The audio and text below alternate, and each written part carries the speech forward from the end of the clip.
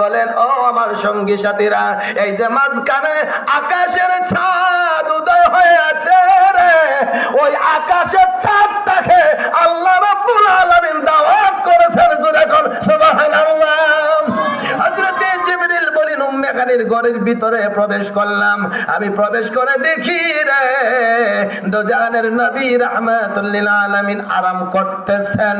আমার নবী আরামে আছেন, ঘুমের মধ্যে আছেন।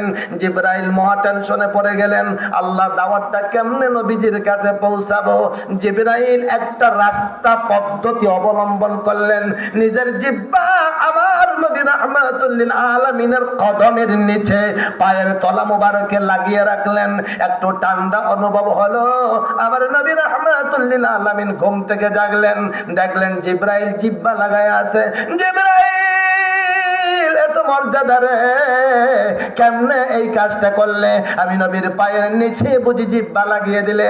জিবরাইল বলেন, ইয়া রাসূলুল্লাহ, ইয়া হাবিবাল্লাহ, আমি জিবরাইল জানি আপনি রাহমাতুল লিল আলামিন কে আর তাজিম করতে যাইয়া, আপনাকে সম্মান করতে যায়, যদি কোন ফেরেশতাও ভুল করে, আল্লাহ রাব্বুল আলামিন ফেরেশতার নাম থেকে তার নাম কর্তন করে তাকে জাহান্নামে নিক্ষেপ করে দিবেন। ইয়া রাসূলুল্লাহ, ইয়া হাবিবাল্লাহ, আপনার ঘুম থেকে সজাগ করানোর জন্য আমি জিবরাইলের অন্য কোন পদ্ধতি জানা ছিল না। জোরে বলনা সুবহানাল্লাহ।